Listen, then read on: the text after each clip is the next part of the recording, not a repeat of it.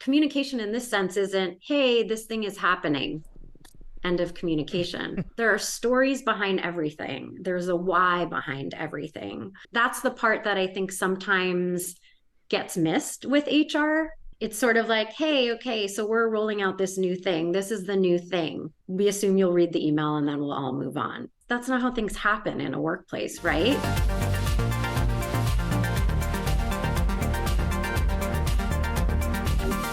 Nina, welcome to the show. How are you? I am very well. It's nice to see you again. Nice to see you. Before we jump in, tell everyone a little bit more about you personally and your journey to where we are today, because you have an unconventional route. So personally, born and bred New Yorker. I'm a mom to an 8-year-old boy whom I adore. I am a wine enthusiast. I just got my level 1 Oh, wow. set certification. I thought that was just an excuse to say you drink wine. I was about to say my wife's going to use that from now on. Whenever I ask my wife about, she's going to be like, "Oh, wine enthusiast. That's a great way of saying I love having a good drink after work." But you got qualifications. So okay, carry on. Sorry. That's right. There's actually real science behind it. Let's see, my professional journey. Kind of in a nutshell, I went to a liberal arts college. No one I knew was going into corporate work. I majored in sociology, which is essentially the study of how large groups of people behave. And ironically, has really been the space I've worked in. Yeah. For new in corporate America that you could actually really do sociology.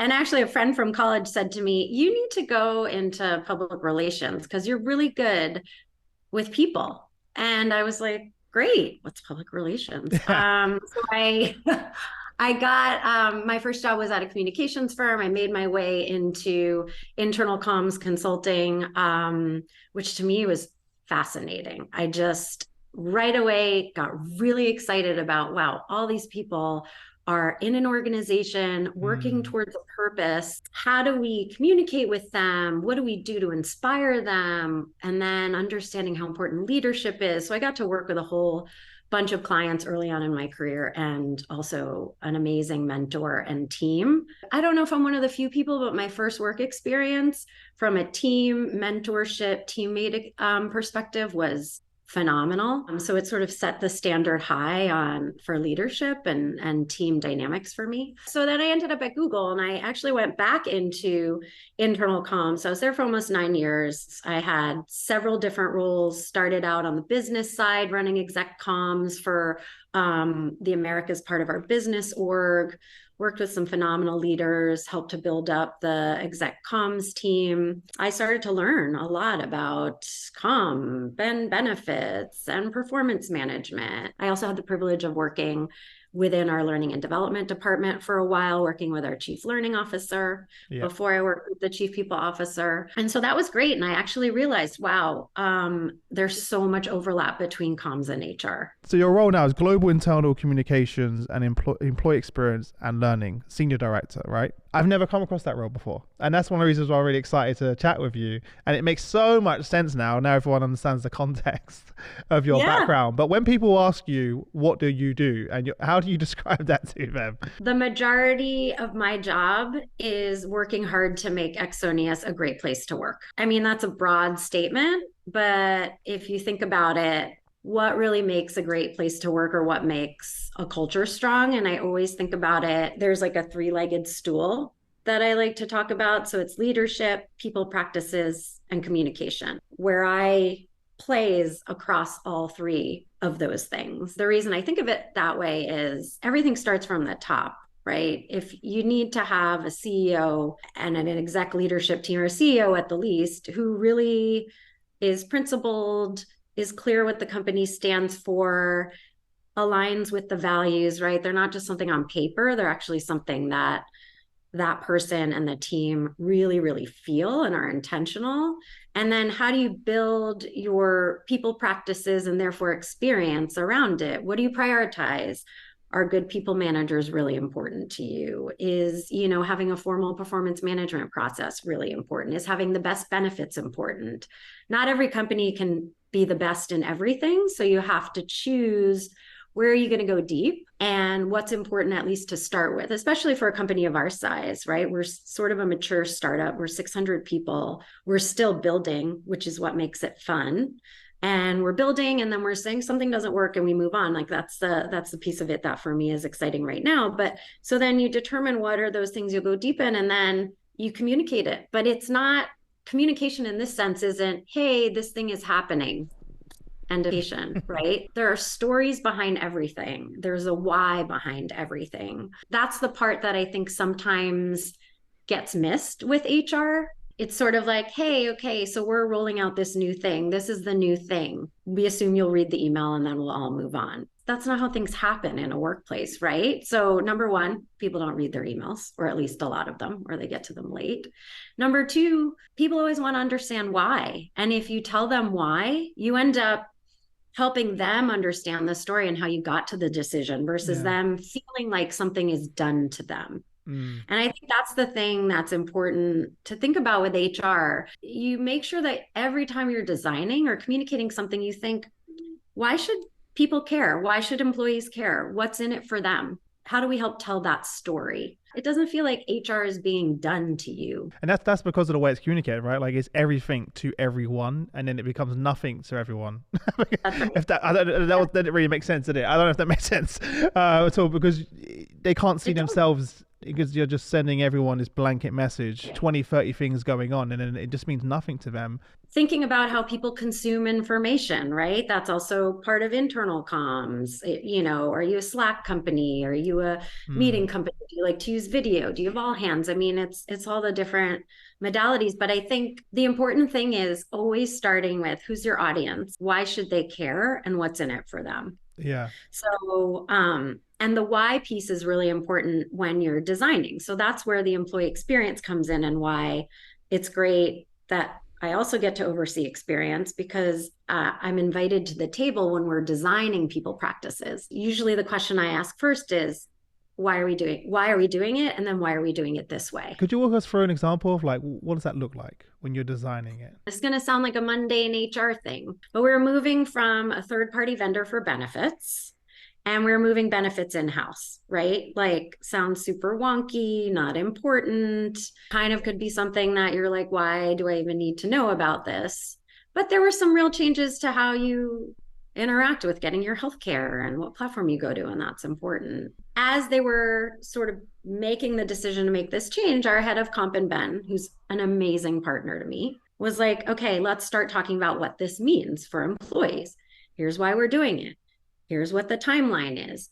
I would ask questions like, why this vendor versus another? Why are we doing it now? Are there going to be any things that we're taking away? Are there going to be any things that we're giving to people that we can talk about? Like, this change is great because we're giving XYZ. And we worked a lot on the change management and communications around this, and it went so smoothly. People got the information. There were minimal, sure, there were always questions. What we didn't do was say, hey, this is happening, end of story. It was, here's what's happening. Here's why we're doing it. Here's when we're doing it. Here's how it's going to affect you. Here's what we need you to do. And we repeated that in multiple sort of channels. We made sure we had info sessions. We made sure leaders were prepared for it.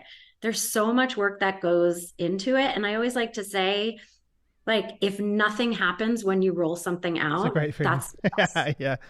Yes, I love that. It's such a good thing, because normally people panic, like, oh my God, why is no one saying anything? And normally it's a good sign. How did you map it though? Like the points of when to do that, if that makes sense. So I always start with like, what is happening when? Right? Okay. So we start with, okay, we're doing background data transfer on X date. That's not going to be visible to employees. Okay, not something we need to communicate about. When does the new platform go live and people actually need to select benefits, for example? Okay, on X date. So then how do we back up and say, what do they need to know before versus dropping it on them the day they need to do something? How do we prepare them for that? Then how do we remind them what to do? And also, how do we say all of this in a way that doesn't sound like it's a computer manual? I want to touch on that, by the way, because that was one of the main things in our last conversation that I really took Yeah. away from it. You said, Yeah. and can you explain the way you explain it a lot better than me? Like anything you're putting on paper, you're advising people to write is something that you would say out loud yourself to somebody else. You shouldn't sound like a computer. You should sound like a human. I think a lot of times, even with email communications, people think you need to use certain language or make it sound really fancy or complicated. I always say, if you're reading it out loud and you sound silly reading it, like you're like, I would never use these words, then those aren't the words you should be using. Like there's nothing that says you can't put on paper or say out loud the things that you would normally say in any other conversation. People can relate to it more, right? And again, it doesn't sound like something's being done to them by some entity. It just sounds like there's another person explaining something to you. Like you would with your friend or family member, or or even when Right. or like you said, or when you're just having a day-to-day conversation, you wouldn't write Right. it. Like I always try to tell the team, I'm like, stop emailing so formal. You wouldn't say that to me, so just email me. And also, like sometimes I feel like companies, they got this weird philosophy, like the more information they add, the more value, and I hate it. The flip side to that, though, and I always say, sometimes communications, they do need to be meaty, but then every word needs to count. This is always attributed to the wrong person in history, so I won't even try. But there is a saying that I really love, which is, if I had more time, what was the saying? If I had more time, I would write the We'll whole. find it and post it there. We'll find it. Yeah, right. Yeah. I know. I also think there's an aspect of communications to employee experience that has to do with consistency too. And by that, I mean, you should think about how you're showing up as a company from the moment you reach out to a candidate all the way through when they exit. For example, if your all hands have like a certain cheeky tone to them, or you do use very human language, which of course we do at Axonius because, I'm running the all hands, but the people officer is amazing and our CEO is amazing at talking like humans. Let's say you have that certain tone, but that doesn't show up, for example, in your onboarding communications. Like it's very rote, very routine. Fill out this form by X date. Otherwise, you will not get paid on your first paycheck, right? Think about that sentence. That's all true. Imagine if it were delivered, hey, we know paperwork is kind of a pain, but we're just asking you to do this once so we can get you paid and up and running, right?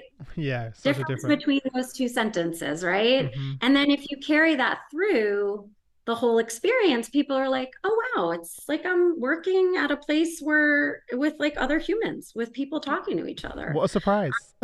Yeah.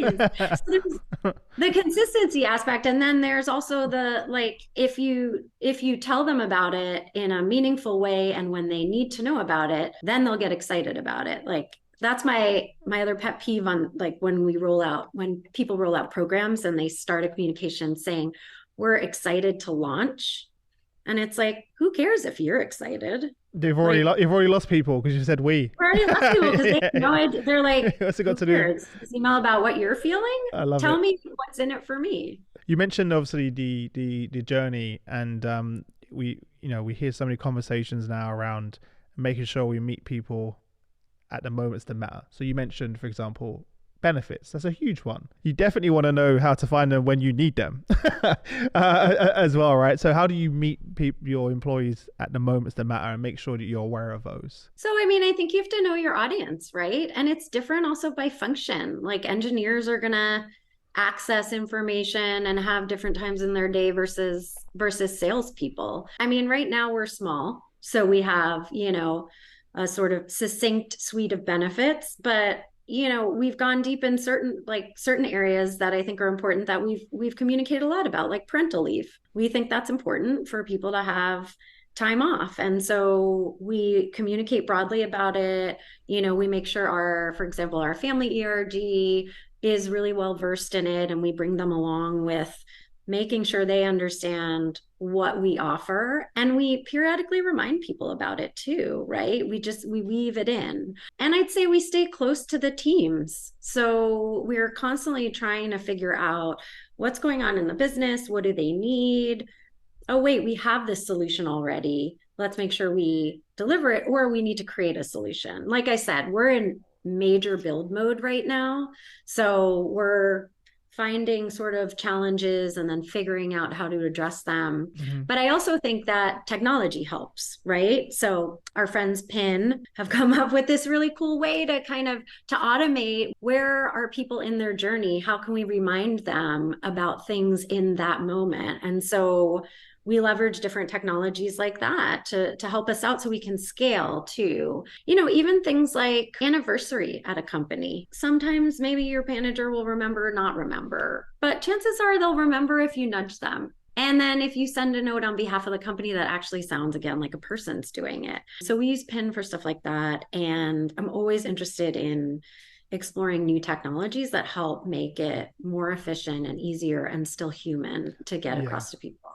It's tough for managers, right? Like now more than ever, I think it's really tough, especially when you're remote, right? Because you have hybrid teams as well. Because if I Yep. see Ivan in the office, I'm probably more likely to remember if it's his birthday, right, or its anniversary, or have a one-to-one, or all of those things, right? That Mhm. are easier to do when you see people. Then you make it remote, and you're trying to remember and everyone's anniversaries and all of those moments that matter that we're talking about.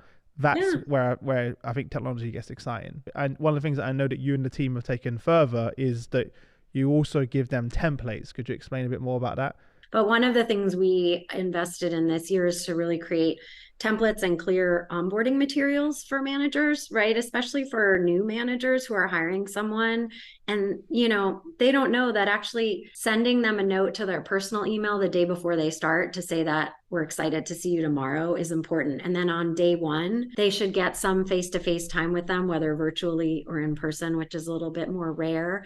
But it's like like what are the things you would do if you were making a new friend? You'd want to meet them for coffee, get to know them more. Like it's the same with someone on your team. It's just the conversations are more around here's the opportunity we have. We're so glad you're on. Here's the impact that, we want to make your expectations.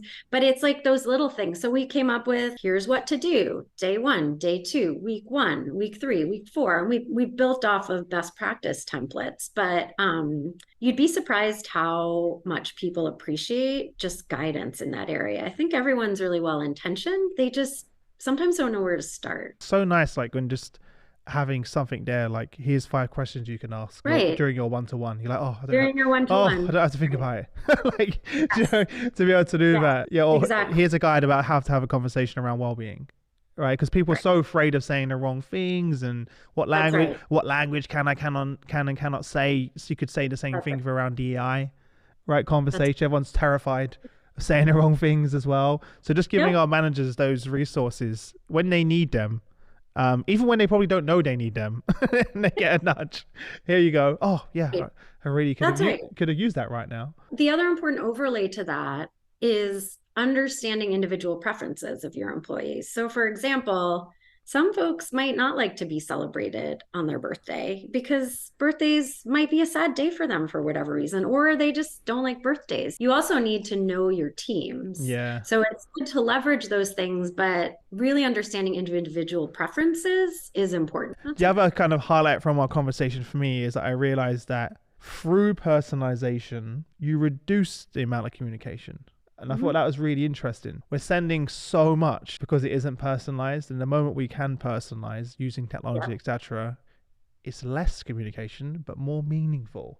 Look, it's always got to be balanced with sort of mass Of communication, course. right? Yeah, of course. There is the balance. But even when you're doing mass communication, it should feel personal, right? So, like, for example, it should feel personal, and the why should also be in there. We're just wrapping up our feedback and impact cycle at Axonius. We give feedback, we talk about impact. We needed to nudge managers to make sure they submitted their reflections on time so we could kind of do a loose alignment, otherwise known as calibration, but we're sort of loosely doing alignment right now. We'll Yeah. get to normal calibration. So it's like, okay, you could write a communication or a Slack that's like, don't forget to do by the deadline, right?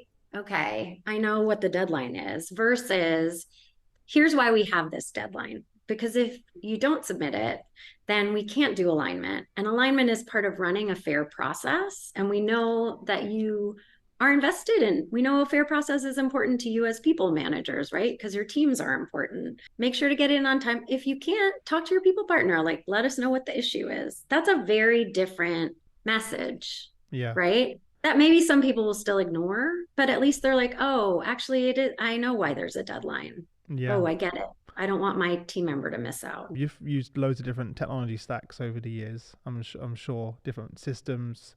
Yeah, yeah. What do you do now? You got PIN, you've got email, and you've got Yep. what? Do you have just you send it to Slack. Slack? Okay. So how's that Yep. work?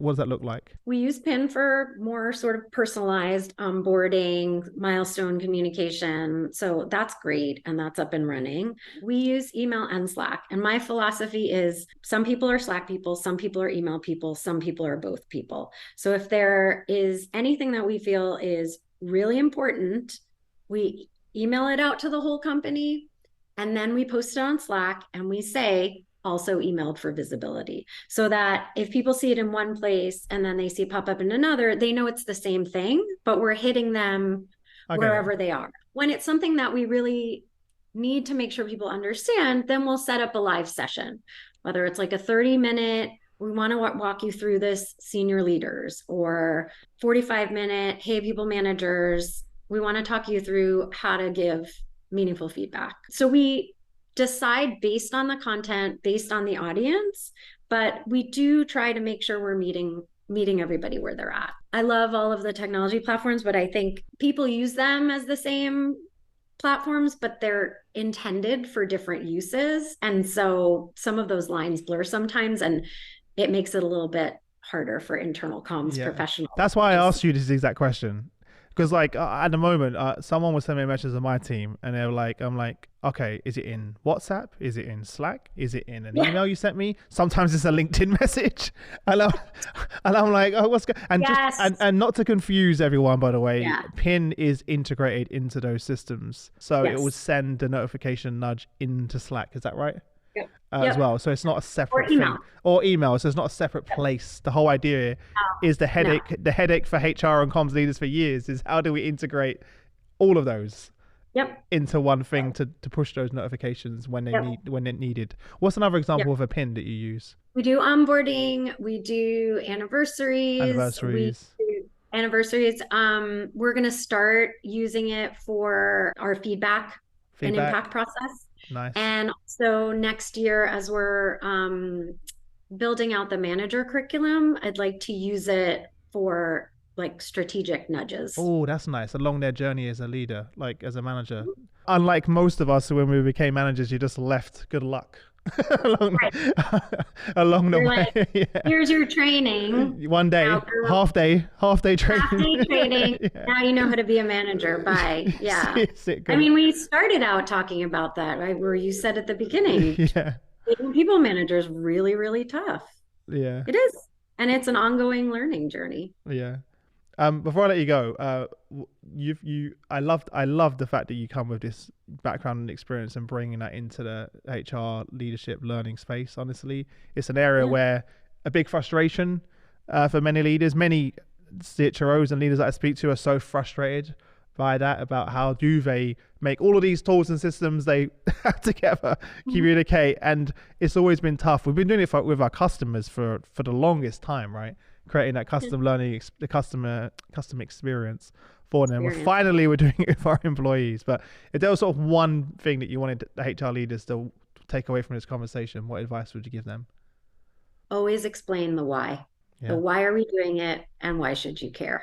Do you remember the Simon Sinek TED Talk, Start With Why? Yeah. Same thing. That really stuck with me. Why? Always ask why, always explain why. Mm-hmm. Treat people like they're smart. Yeah. Give them the background, give them the rationale. They might not always agree with what you're doing, but if they understand why you're doing and the decisions that went into it, it makes it easier to process and to understand. Where can we reach you? If we want people reach out, say hi to you, where's the best place to find you? And then we'll say goodbye. Reach out on LinkedIn. Nice. Yeah. Yeah, I try to respond to everything on LinkedIn because I appreciate when people make the effort to reach out. So Why am I not surprised from someone with good communication? I would be a phony if I didn't, Yeah, you right? got to walk the talk, or walk the walk. Yeah. But listen, I appreciate you coming on the show, and Yeah, I wish all the best. it's great to chat, We'll Chris. definitely do part two. We're doing part two for the change. If you'll have me, I yeah. love it. I love it. I wish all the best until next week. Thanks so much. All right. Thanks so much. Take care.